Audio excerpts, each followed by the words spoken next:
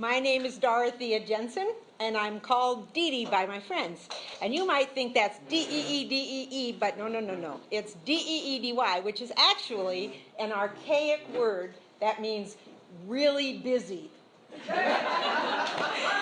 I guess, you know, it fits.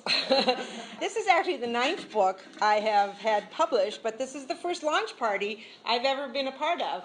So I had absolutely no idea what to do at a launch party, so I decided to do stuff that I like to do anyway.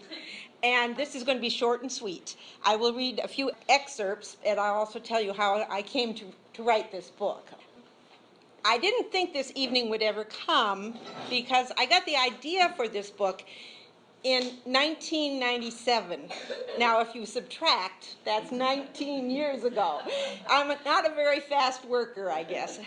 And it was because I went on a Jane Austen tour in England, and I was on a bus ride, and everybody was telling their stories on the bus ride. Sort of like Canterbury Tales, you know, you got to keep everybody entertained. So I told the story about how my 8th grade teacher was a homesteader, just like Laura Ingalls Wilder in the late 1800s. And she, when she was a very young girl, had met Geronimo. Her mother had taken her to meet Geronimo. And he put his hands through the bars, and she had her hair in pigtails, and he said, "I had a daughter who wore her hair just like that." And so he shook her hand through the jail bars, and then she shook my hand, and I made sure she shook all my kids' hands too. She lived to be 105. So anyway, I finished my story, and a voice came from the front of the bus. And it was this sort of tall, dignified, well, I thought old lady, but now I realize that she was only a few years older than I am now, so she wasn't that old. And she said, "Well, I have been kissed by someone who was kissed by someone who was kissed by Lafayette." So I leaped to my feet and I ran to the front of the bus and I said, "Rita, right here." And she did. So that sort of whetted my interest in Lafayette, and I knew a little bit about him because I wrote this other book, The Riddle of Pencroft Farm, which actually is also about the American Revolution. And so he's mentioned in this book, but I didn't really know that much about him. And I certainly did not know anything about his farewell tour. 50 years after the beginning of the American Revolution, President Monroe invited Lafayette to come back to America on a farewell tour to mark the 50th anniversary of the beginning, and he was the only general who was still alive from either side. And there was a very good reason for that, and that was that he was only 19 when he became a general. So he was 68, 69 years old when he came on this tour. It took him 13 months. He went about 6,000 miles, and he visited all 24 of the states that there were then. And one of those states was New Hampshire. And one of the towns he came through was Hopkinton. In fact, I found out he came right by my house. So I got very, very interested in the man.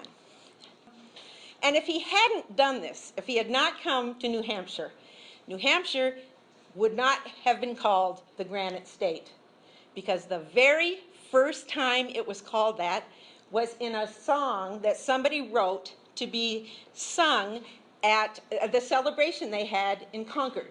So what I'm going to do is read a little bit of the book, telling about a man named Major Weeks is telling about the celebration in Concord.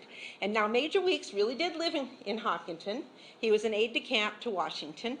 And he sat right next to Lafayette at this huge dinner party they had in Concord on the 22nd of June. The narrator of my story is a 14-year-old girl. Major Weeks told us more about the Concord reception for Lafayette. After the famous hero had visited the legislature, he came out of the Capitol to find 200 revolutionary soldiers assembled under the command of Benjamin Pierce, waiting to pay him their respects. After Pierce was formally presented to Lafayette, he presented each individual veteran in turn to the esteemed visitor. "It was very affecting," said the major. "All the veterans shed tears, and some of them sobbed aloud. Many had served under Lafayette. one time or another during the Revolution. In fact, Lafayette remembered some of them by name. He probably had a PR person going through going. Father asked, "Were you able to speak to General Lafayette?" "Yes, of course. In fact, I had the honor of sitting right next to him at the huge banquet on the State House grounds. Over 600 people sat down to dine. And all for this one man," I thought. Then it struck me that this one man was a kind of living link with our history. "What happened after dinner, Major?" asked Father. "Were there speeches and such?" "There were many speeches," said Weeks, "and there were also 2 songs written for the occasion. One of them referred to New Hampshire as the Granite State. I have never heard it called such a thing before." "Well, heaven knows it's an accurate description. Any farmer or well digger will tell you the whole state has granite underpinnings," Father said. So I'm going to sing a couple of verses from this song. So you will hear Granite State for the very first time. And before I sing, I'd like to say I haven't sung in public in 25 years. I hope I don't sound like Margaret Dumont in a, in a Marx Brothers movie. Okay, so Sienna is my trusted sidekick, and this is her daughter, SARA, and it just happened that they play the violin, so it all worked out beautifully.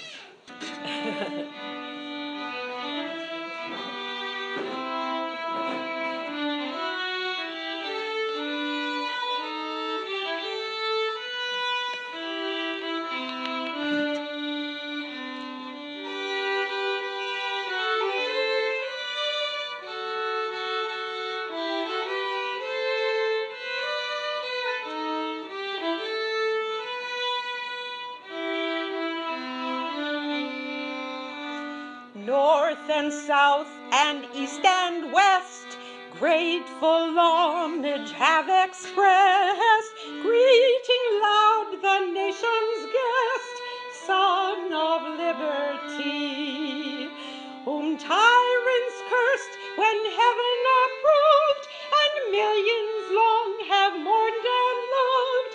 He comes by fond entreaties moved, the granite state to see. He's fit for traitor or for slave, who'd see this parting of the brave, nor think of those who bled to save the land where we have met. Fair Merrimack may cease to flow, and our white mountains sink below, but naught can cancel what we owe to them and Lafayette.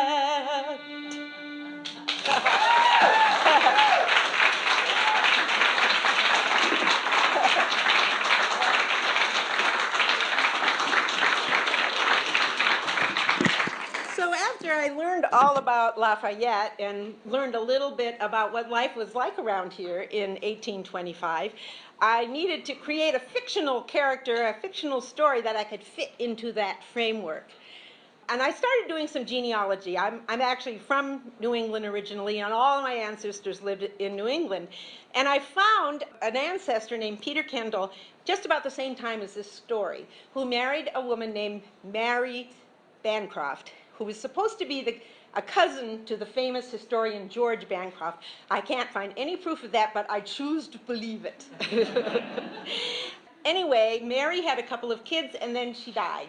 And Peter married her sister, Rebecca. And at the time I thought, that must have been very strange for the children, to suddenly have your aunt become your stepmother. And that, I don't know, it just kind of bounced around in my head for a while. And then I thought, how much worse would it be if instead of small children, it was a teenage girl who had been very close to her mother. So that's how Clara came into being. Clara is a witty, tomboyish, rambunctious young girl whose stepmother, who was formerly her old maid schoolteacher aunt, keeps trying to make her into a young lady.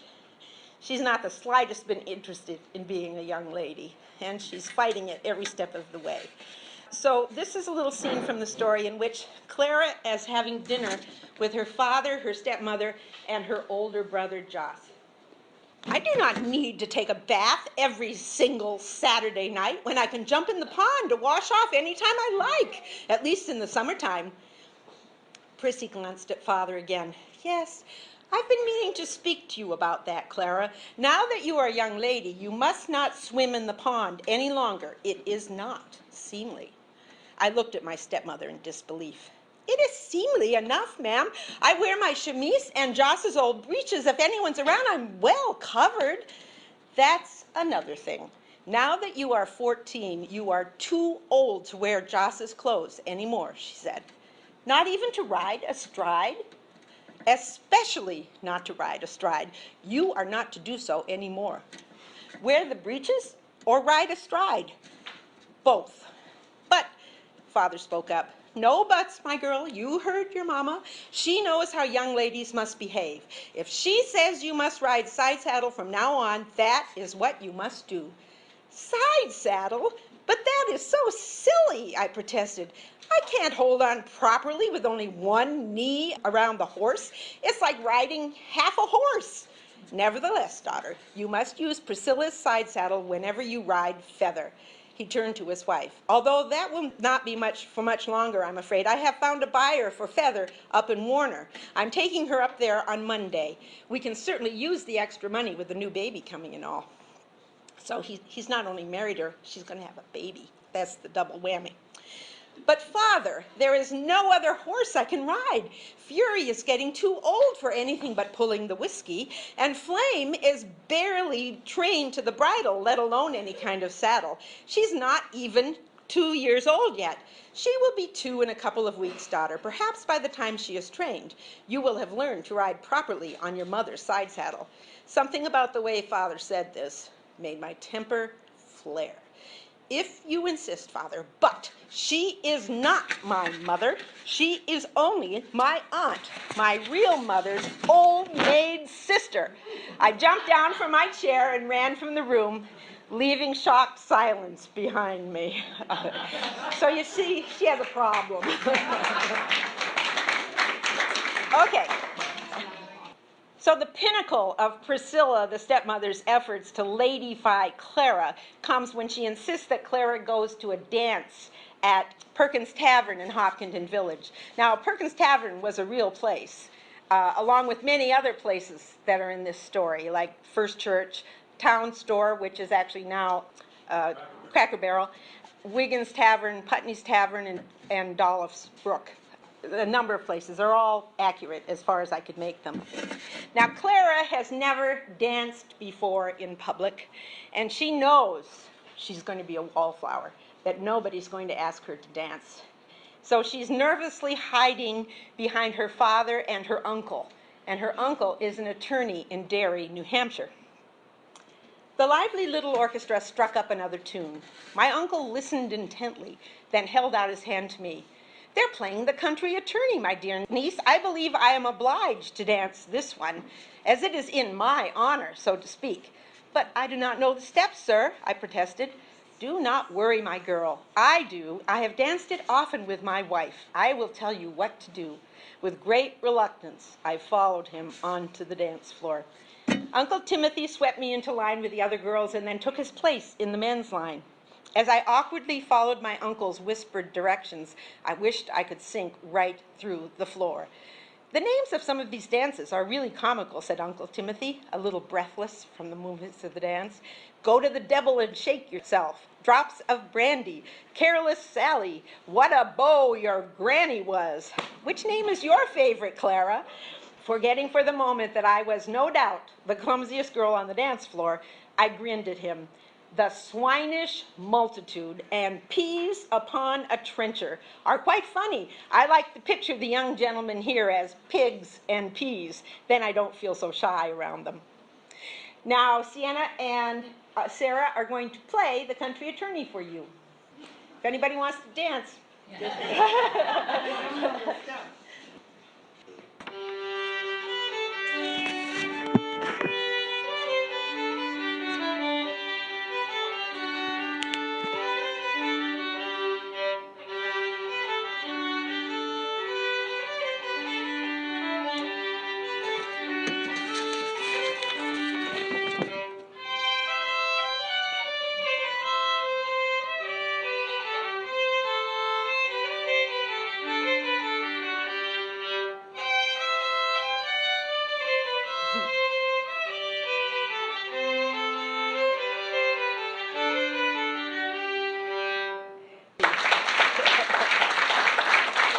I wanted to say, I write historical fiction, obviously, to try and bring the past alive for young readers. But there are other ways to do this, and we're going to try and give you a taste of this by doing a dance that they did in those days. And we'd like for as many of you who feel comfortable to join us.